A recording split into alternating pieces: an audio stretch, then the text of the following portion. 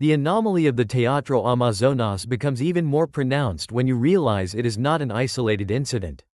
It is part of a pattern, a global phenomenon of the late 19th and early 20th centuries that has been largely unexamined. Look just a little further up the Amazon River, in Iquitos, Peru. Another city born of the rubber boom. There you will find the Casa de Fierro, the iron house. A two-story residence made almost entirely of iron plates and columns, supposedly designed by Gustave Eiffel's workshop in France. Like the Opera House, it was manufactured in Europe, shipped across the Atlantic in pieces, hauled thousands of kilometers up the Amazon, and assembled in a remote jungle outpost. The official story is, again, that a wealthy rubber baron ordered it from a catalog and had it delivered. The immense logistical challenge of transporting and assembling a prefabricated iron house in the Peruvian Amazon in the 1890s is, again, treated as a footnote. The pattern repeats across the globe. Look at the grand Victorian railway stations built by the British in the heart of India, like the Chhatrapati Shivaji terminus in Mumbai. Intricate Gothic revival architecture, vast quantities of imported iron and stone, built with a precision to rival anything in London. All constructed using local labor that supposedly had no prior experience with such techniques, and transport logistics that strain credulity. Consider the administrative palaces and cathedrals erected by colonial powers across Africa. Grand, out-of-place European structures that required staggering amounts of imported material and specialized skill to appear in locations with minimal existing infrastructure. In every case, the narrative is the same: the triumph of colonial ambition, engineering, and wealth. The story is never about the granular, brutal difficulty of the logistics. It is as if a global-scale construction effort was underway, using a transport and engineering capability that was far more robust and efficient than the history books acknowledge. The Teatro Amazonas is not a unique fluke. It is perhaps the most extreme and beautiful example of this pattern. It forces us to ask a different question. We should not be asking how did they build this one opera house in the jungle? We should be asking, what was the true nature of the global transportation and construction system that existed in the late 19th century, which allowed these identical anomalies to appear all over the planet? The pattern suggests the problem is not with our understanding of one building, but with our understanding of an entire era. Let us set aside the stories and look at the numbers. This is where the narrative truly breaks. The analysis must be conservative, using only figures we can reasonably estimate. First, the materials. The dome is covered with 36,000 ceramic tiles. A historic Alsatian tile of this type weighs approximately 3 kilograms. That is 108,000 kilograms or 108 metric tons of roof tiles alone. The structure is built around a steel frame from Glasgow. A project of this scale would require, at a minimum, several hundred tons of structural steel. Let's be conservative and say 400 tons. Then there is the marble. Carrara marble is dense, weighing about 2.7 tons per cubic meter. The grand staircases, the forest of columns, the balustrades, the statuary, a conservative estimate would place the total weight of imported marble at over 2,000 tons. Just these three items, tiles, steel, and marble, amount to over 2,500 tons of specialized, European material. This does not include the thousands of square feet of French glass, the bronze fixtures, the hardwood flooring, the Venetian mirrors, or the massive theatrical stage machinery. The total weight of imported materials is easily in the range of 3,000 to 4,000 tons. Now, consider the transport. As we established, a large ocean vessel could not reach Manaus. The cargo had to be moved by smaller river steamers. A typical river steamer of the 1880s, designed for navigating the treacherous Amazon, would have a cargo capacity of perhaps 200 to 300 tons. Let's be generous and use the higher figure. To transport 3,000 tons of material, it would require a minimum of 10 dedicated, fully loaded voyages. 10 perfect trips. But this assumes the cargo is perfectly divisible. You cannot cut a 50-foot steel beam in half. A single multi-ton marble column might constitute a significant portion of a ship's entire stable weight capacity. The number of required trips was likely far higher, 20, 30, perhaps more. The construction took 12 years, from 1884 to 1896.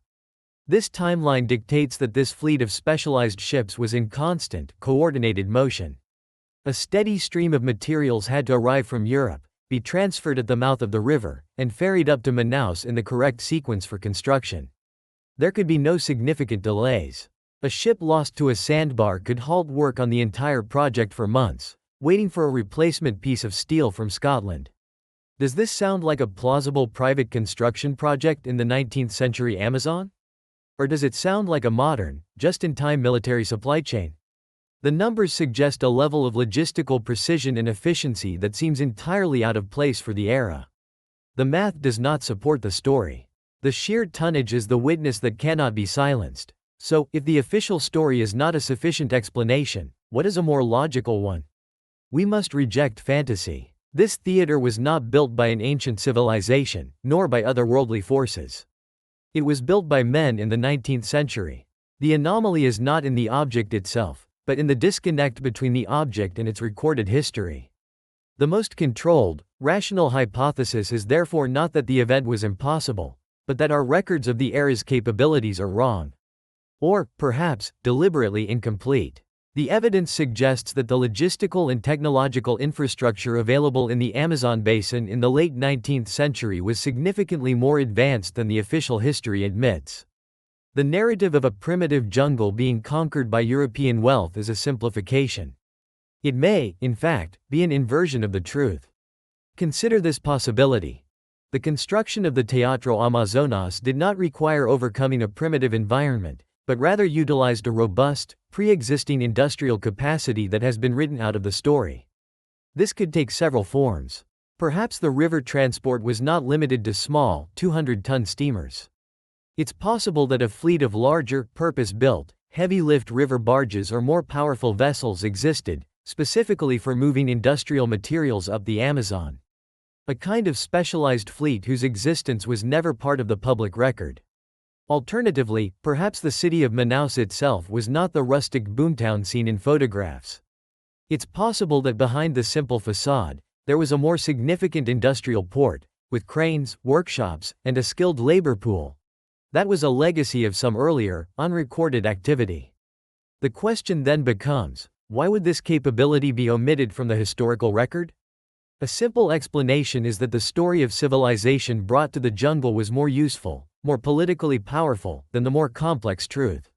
Acknowledging a high degree of existing infrastructure would mean admitting that the region was not a blank slate, that European powers were not building from nothing.